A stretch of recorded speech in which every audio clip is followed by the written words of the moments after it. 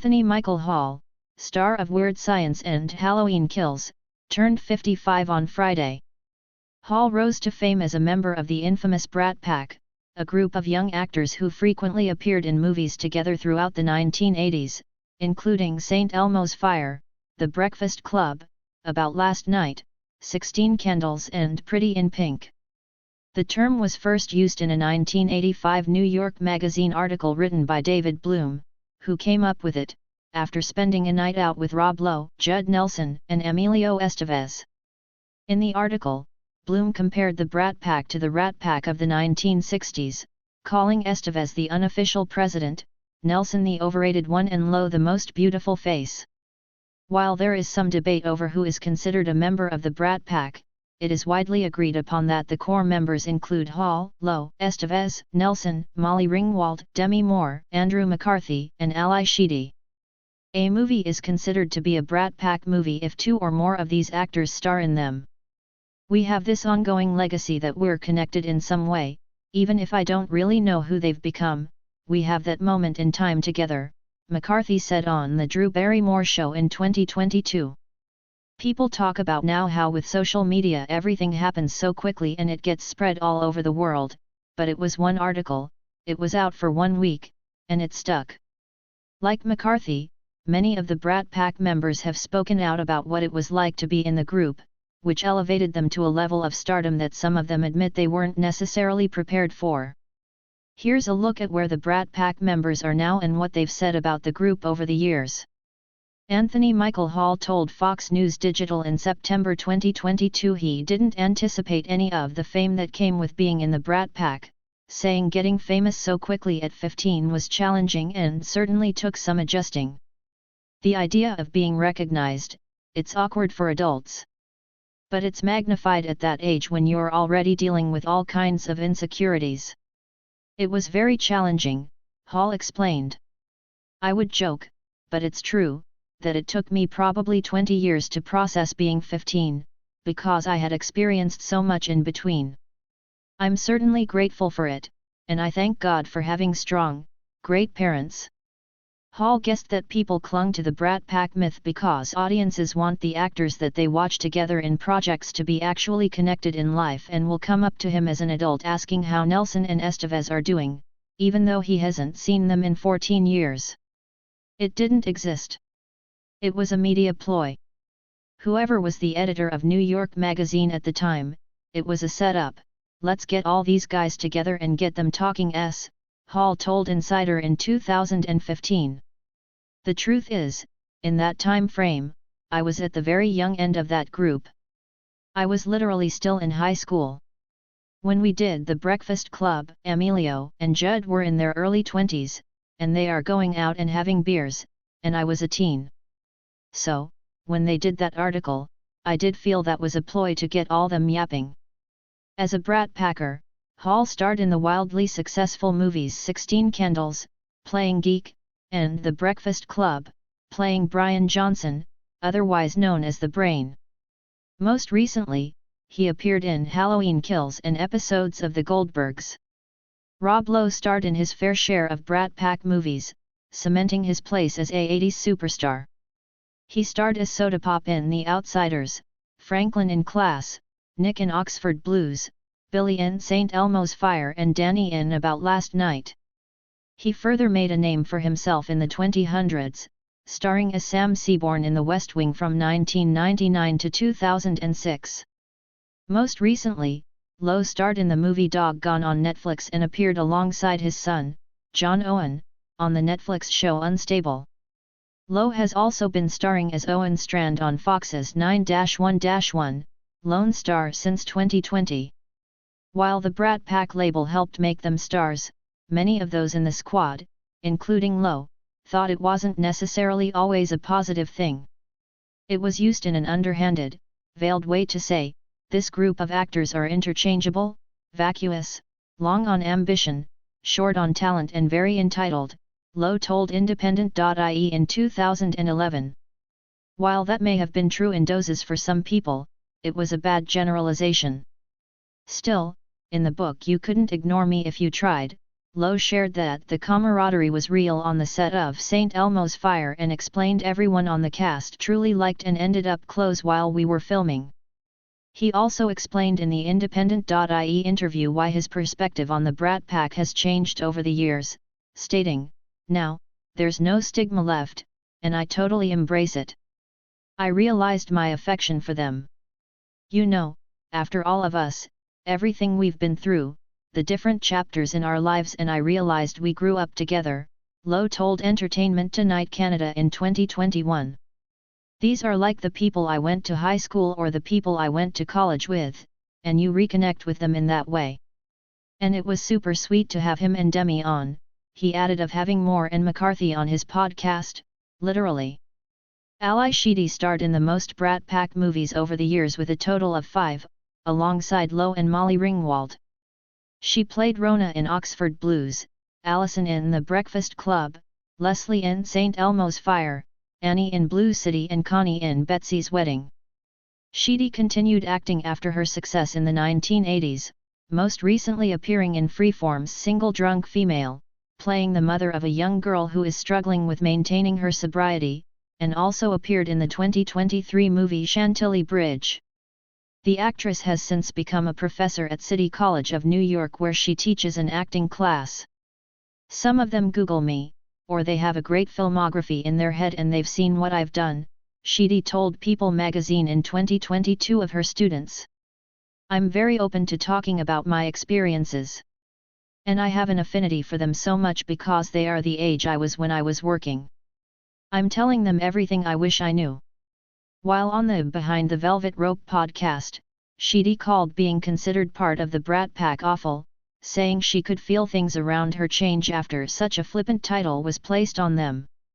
"I could feel there was this weird energy going. I could feel sort of this tide turning against the group of us, as in, too famous too fast, too much too fast, something," Sheedy said. "I could just sort of feel it in the air, and then there was a lot less hanging out of this particular group that would go on. I felt like everything had been fun and joyful, and suddenly everything got very stressful overnight."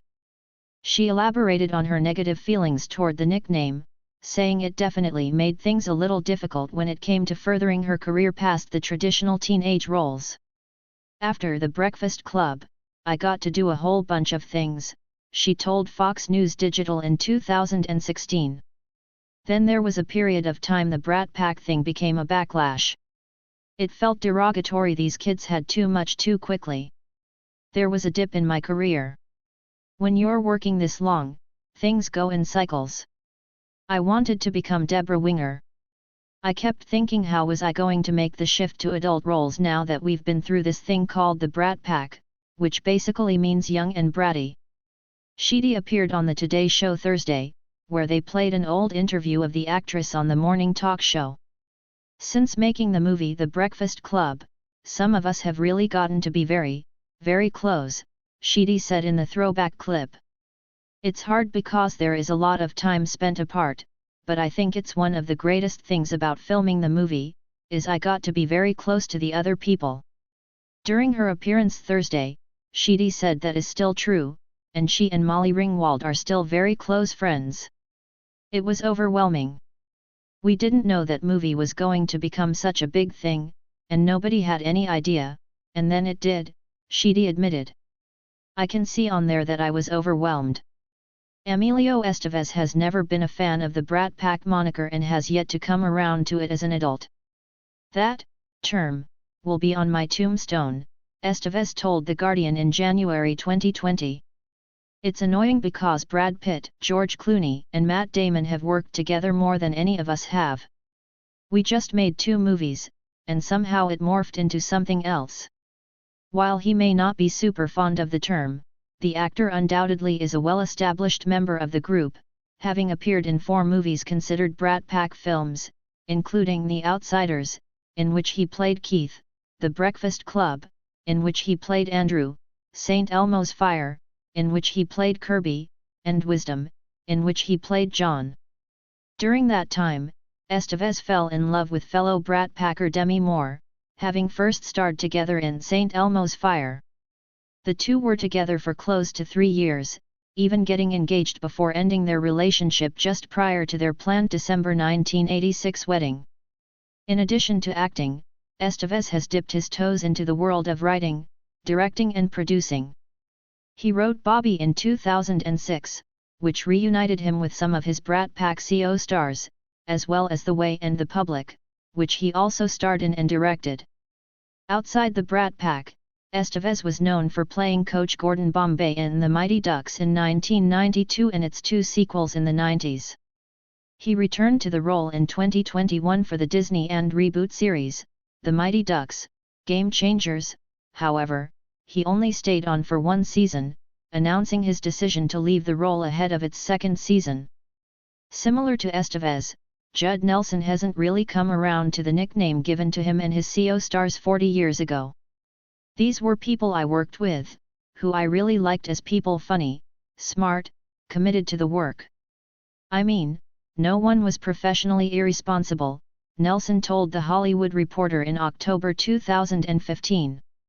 And after that article, not only are we strongly encouraged not to work with each other again, and for the most part we haven't, but it was insinuated we might not want to be hanging out with these people. And it was like, I didn't know that good friends are so easy to come by in this world that they should be tossed asunder. Years later, Nelson also said that the insinuation they hung out all the time and were the best of friends wasn't necessarily the case. If someone writes an article on a group of people that are working together on a movie, they draw the conclusion that they are the best of friends and that they hang out all the time, Nelson told the Jewish Chronicle in September 2022. That's not true. I lived in New York at the time and I didn't travel 3,000 miles to have a beer. I was working with those actors. That's why I was having dinner with them. Members of the Brat Pack said it was all an illusion and that they didn't really hang out too much when not on set. Nelson has continued to act steadily since his days as a Brat Packer, appearing in a number of movies and TV shows throughout the years. Most recently, Nelson appeared in A Tale of Two Guns, The Most Dangerous Game and Save Christmas, all in 2022.